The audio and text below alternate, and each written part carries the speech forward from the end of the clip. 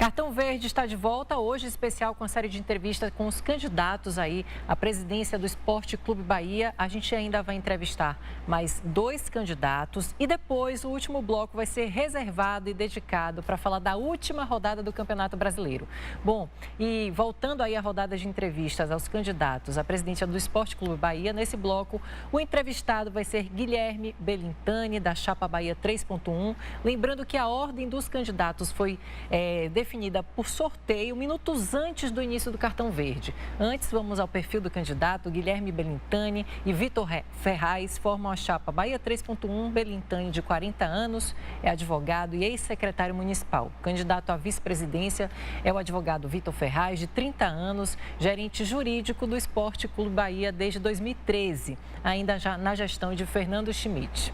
Bom, vamos agora, deixa eu dar meu boa noite ao candidato. Boa noite, seja bem-vindo. Boa noite a todos do Cartão Verde, boa noite, prazer imenso estar aqui com vocês. Muito obrigada. Vamos agora à primeira pergunta, a pergunta da produção. Qual a estratégia de captação de recursos para manter os salários em dia e conseguir contratar reforços? Olha, é muito boa essa pergunta, porque sobretudo no futebol mundial e no Brasil não é diferente, a disponibilidade de recurso para um clube esportivo é diretamente proporcional ao seu sucesso em campo. O que a gente vê é que a regra é que um clube que tenha uma quantidade de recurso maior fique muito bem no campeonato. Um clube intermediário, no que se refere a acesso de recursos, fique no meio e um clube com maior dificuldade fique no fim. Lógico que há exceções para isso, mas é fundamental que o próximo presidente do clube, no triênio 2018, 19 e 20, seja um especialista em captação de recursos. E aí a nossa experiência empresarial e toda a atividade que eu fiz desde os 20 anos, quando montei minha primeira empresa, eu percebi muito claramente que com audácia, com ousadia, com criatividade, é possível sim alavancar recursos. No Bahia, com a força da marca, a gente pretende sobretudo atuar em 3 níveis, em 3 eixos muito claros. Primeiro, a revisão completa da relação com a Arena Fonte Nova. É preciso fazer com que o estádio volte a ser percebido pelo torcedor tricolor como a sua casa. O torcedor do Bahia precisa se sentir em casa. Hoje, a burocracia no estádio é muito grande, há muita compartimentação.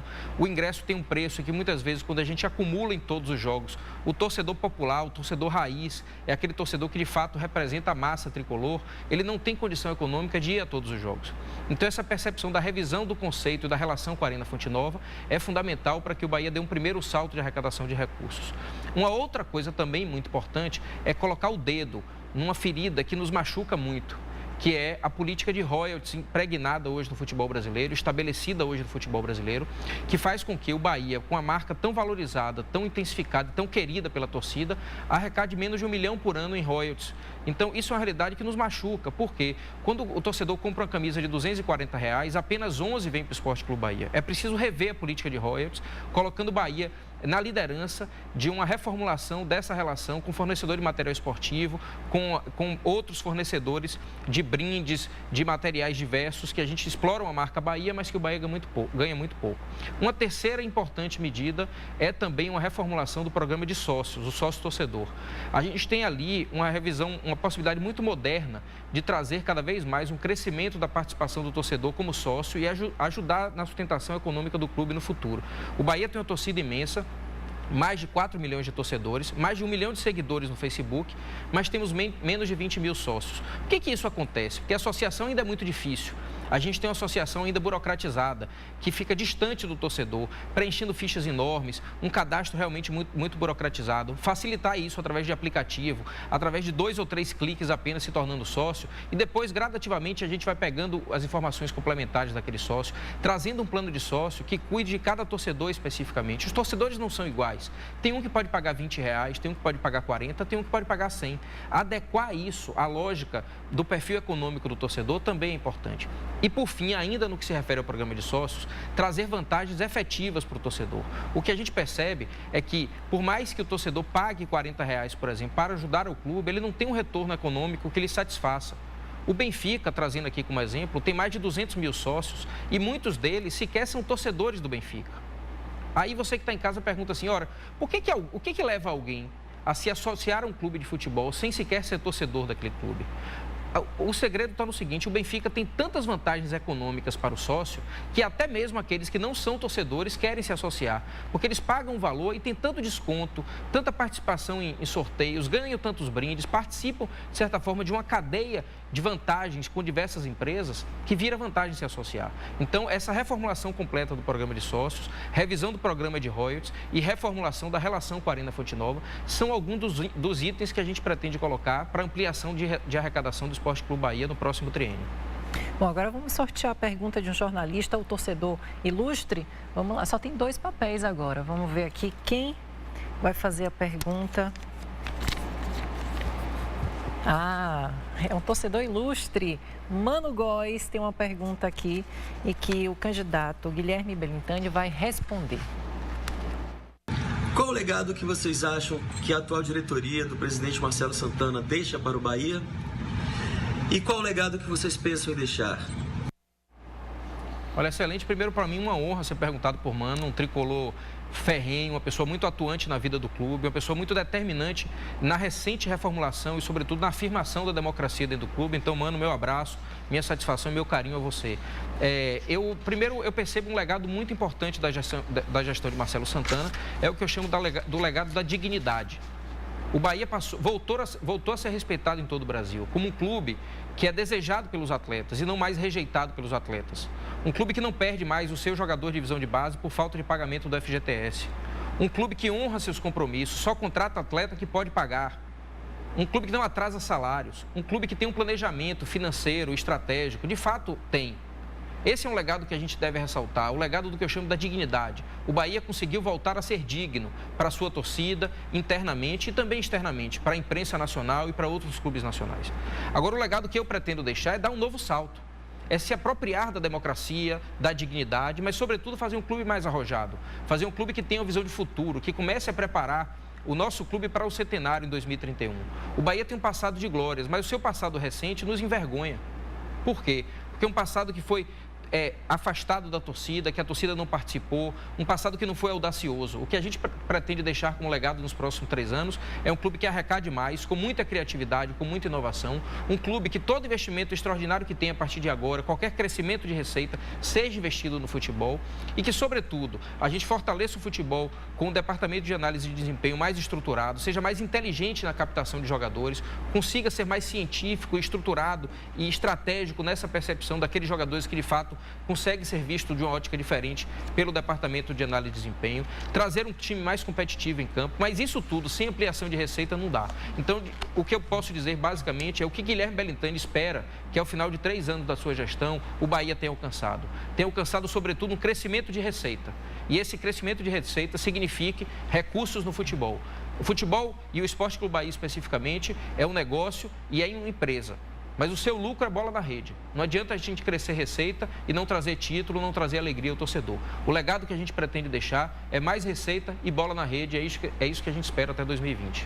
Segunda pergunta da produção, como pretende incluir mais os torcedores de baixa renda nos jogos da Arena Fonte Nova? Olha, Ana, muito importante a pergunta. A marca da nação tricolor é uma marca da torcida popular. De fato, a percepção do Bahia como um clube do povo, como um clube que tem uma relação muito grande com a própria circunstância de Salvador e do estado da Bahia, de estado pobre, de uma cidade pobre, de uma cidade muito grande, mas pobre, é a marca da torcida do Bahia. O que a gente quer, sobretudo, é cada vez mais a gente ter a relação, a ligação, o vínculo muito forte com essa torcida que ajudou a construir a história do Bahia.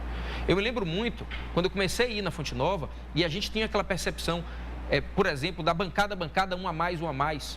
O cambista gritando ali para quem chegava apressado no final do jogo. Por quê? Porque o ingresso era disputado. Porque a gente tinha, de certa forma, um estádio vibrante. Um estádio que tinha torcida que se sentia absolutamente em casa. Hoje, infelizmente, com o modelo atual, e sobretudo o estádio formulado para a Copa do Mundo, a gente não percebeu ainda que a Copa do Mundo já acabou. E que o torcedor do Bahia, às vezes, fica afastado da Fonte Nova, não simplesmente pelo preço do ingresso, mas não sentir aquele ambiente como o seu, um ambiente muito controlado, muito cheio de compartimentação. A gente, para você ter uma ideia, a gente mudou os setores Ladeira e Dique, chamando de Norte e Sul. Por que não voltar o nome Ladeira e Dique? Pode parecer uma bobagem, mas isso está na essência da relação do torcedor com o seu equipamento.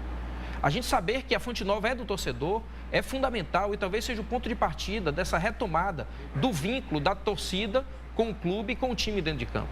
Então, a torcida quando grita Bora Bahia e não Bora Bahia, é porque tem uma história e tem uma raiz crescendo dentro disso. E a gente precisa retomar isso e, sobretudo, aproveitar isso para a formulação do futuro do clube. Temos pouco mais de 6 minutos. Agora a terceira pergunta da produção. Qual a sua proposta para a cidade tricolor? Olha, é importante a gente ter a satisfação hoje de poder escolher entre 2 equipamentos.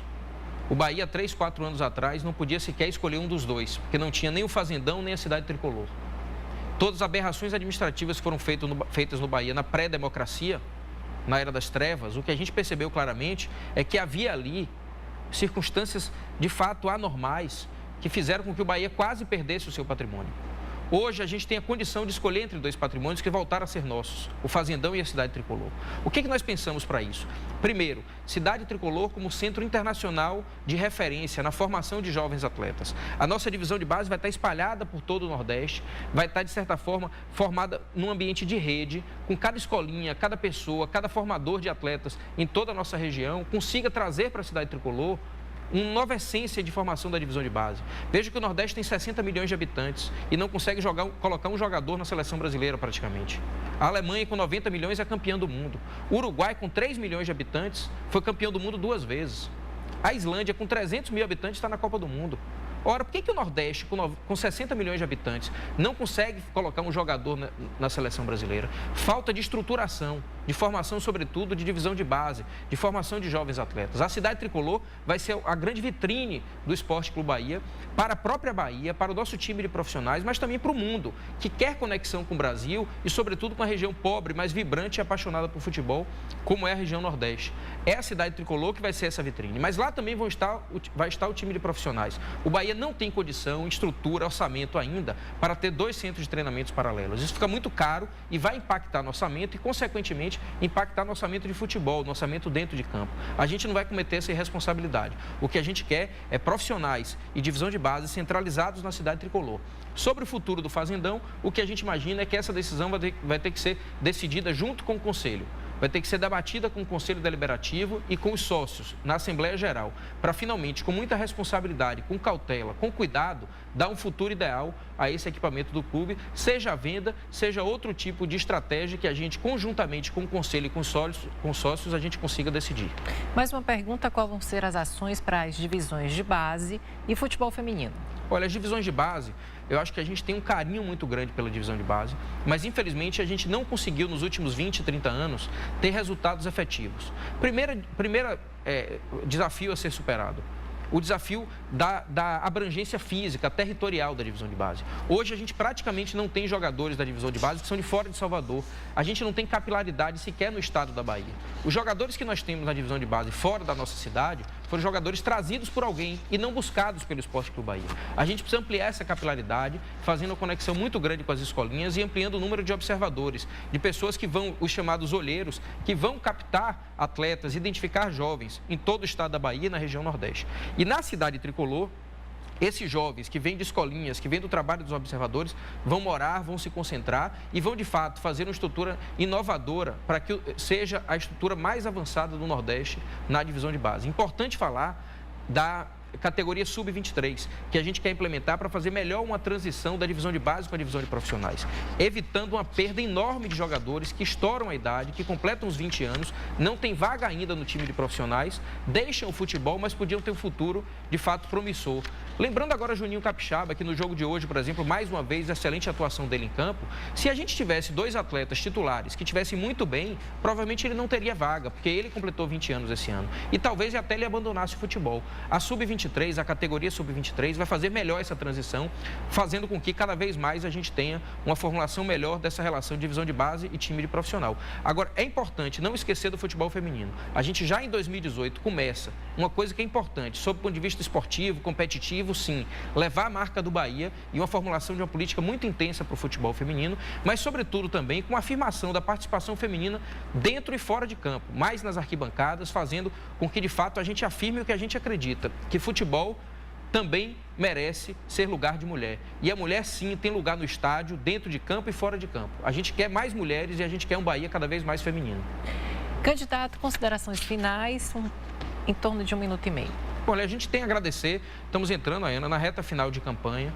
Eu e meu vice, Vitor Ferraz, uma pessoa que tem me orgulhado e me honrado muito de fazer comigo essa dupla, mas, sobretudo, estabelecer que o nosso projeto não é um projeto de Guilherme Belintani e de Vitor Ferraz. É um projeto que vem sendo construído no Bahia, veio construído a partir da intervenção na qual nós participamos, no processo de afirmação da democracia, no processo, sobretudo, de um Bahia digno, responsável, gerido e liderado por Marcelo Santana nessa gestão que se finda e, sobretudo, um projeto que quer mais.